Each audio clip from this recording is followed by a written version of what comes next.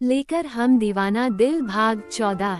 सुबह का वक्त। सम्राट जैसे ही अपने रूम से बाहर सीढ़ियां उतरकर नीचे हॉल में नाटा है तो अपने सामने खड़े इंसान को देखकर उसकी मुट्ठी गुस्से में कस जाती है। गुस्से की वजह से उसके हाथों और माथे की नसता को भर आई थी, क्योंकि सम्राट के सामने रीवा खड़ी हुई थी, वही रीवा जिससे सम्राट कोर्ट मैरिज करने वाला था।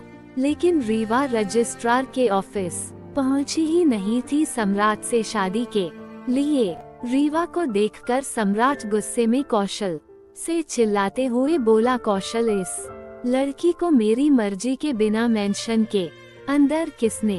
कौशल सम्राट की गुस्से भरी आवाज सुनकर कांप जाता है। कांप तो रीवा भी गई थी सम्राट का गुस्सा देखकर। कौशल डरते हुए जल्दी से सम्राट को जवाब देते हुए बोला, सर, गेटमैन बता रहा था कि रीवा जी जबरदस्ती मेंशन के अंदर आई हैं। गेटमैन ने उन्हें रोकने की बहुत कोशिश की, लेकिन ये आपका नाम लेकर उसे धमकी देकर मेंशन के अंदर आई हैं।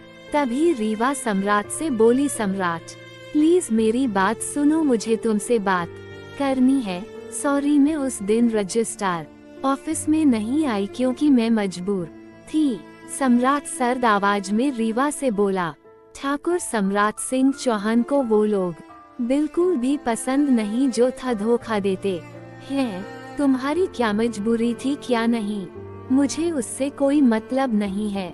रीवा सम्राट से बोली, सम्राट प्लीज एक बार मेरी बात तो लो। मैं जानती हूँ मेरे ना आने से तुम्हें बुरा लगा होगा। सम्राट अपनी एक आईब्रो रेस करके रीवा को घूरते हुए बोला, क्यों, तुम कौन हो मेरी जो मैं तुम्हारी बात सुनूंगा? वैसे भी तुमसे शादी करना सिर्फ मेरी मजबूरी थी तो मुझे कोई बुरा नहीं लगा, लेकिन बस मुझे धोखा पसंद नहीं। फिर सम्राट कौशल की तरफ देखकर बोला, कौशल, रीवा को मेंशन के बाहर का रास्ता दिखाओ, इसकी शक्ल मुझे दोबारा दिखाई नहीं देनी चाहिए। अब तक सिया भी तैयार होकर हॉल में आ गई थी। तभी रीवा की नजर सिया पर चली जाती है। रीवा सिया की तरफ देखकर सम्राट से बोली, सम्राट, मैं तुम्हारी दोस्त हूँ तो इतना तो जान ही सकती हम कि तुम्हारे मेंशन में ये लड़की कौन है। सम्राट सिया को अपनी तरफ खींच लेता है, जिससे सिया की आंखें हैरानी से बड़ी हो जाती हैं। इस वक्त सिया के दोनों होंठ सम्राट के सीने पर थे और सम्राट के होंठ सिया की कमर पर। रीवा सिया को सम्राट के इतने करीब देखकर जल रही थी। सम्राट सिया के चेहरे की तरफ देखकर रीवा को जवाब देते हुए बोला, रीवा, धोखा देने वाले लोग कभी मेरे दोस्त नहीं हो सकते। तुम्हारे दूसरे सवाल का जवाब ये है कि ये मेरी वाइफ है सिया सम्राट, सिया चौहान। सम्राट की बात सुनकर रीवा के पैरों तले जमीन खिसक जाती है। रीवा हैरानी से बोली, सम्राट, ये तुम क्या बोल रहे हो? तुम इस लड़की से शादी कैसे कर सकते हो जबकि तुम तो मुझसे शादी करने वाले थे। सम्राट सिया को अपनी बाहों से आजाद कर देता है और सिया उसे तो कुछ भी समझ ही नहीं आ रहा था कि आखिर वहाँ चल क्या रहा है। सम्राट सोफे पर एटीट्यूड से बैठते हुए बोला, रीवा, शायद तुम्हारी याददाश्त कमजोर हो गई है। मैं तुमसे ही शादी कर रहा था लेकिन तुमने ही मुझे धोखा दे दिया। सही वक्त पर तुम नहीं आई तो मुझे सिया से शादी करनी पड़ी। अब मुझे शादी करनी थी। अब चाहे तुम होती या फिर सिया या फिर कोई और होती, मुझे उससे फर्क नहीं पड़ता। और हाँ, आज के बाद सिया से रिस्पेक्ट से बात करना, क्योंकि वो मेरी वाइफ है और अगर कोई मेरी वाइफ की जरा सी भी इंसल्ट करेगा तो मुझसे बुरा उसके लिए कोई होगा नहीं। अब तुम्हारे सारे सवालों के जवाब मिल गए हो तो तुम जा सकती हो यहाँ से, वरना धक्के मारकर अपने मेंशन से बाहर निकलवाऊंगा मैं तुम्हें।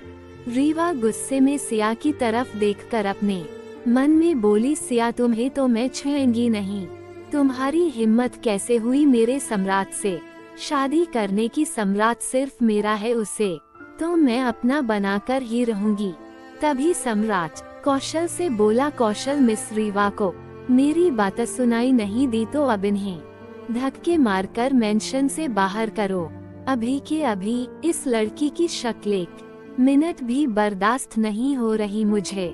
जैसे ही कौशल रीवा की तरफ बढ़ता है, रीवा गुस्से में अपना पैर पटकते हुए मेंशन से बाहर चली जाती है। रीवा को जाता हुआ देखकर सिया खुद से ही बोली है, प्रभु श्री राम जी का हम पाप कर दिए, जो आप हमारी किस्मत ऐसा बना दिए।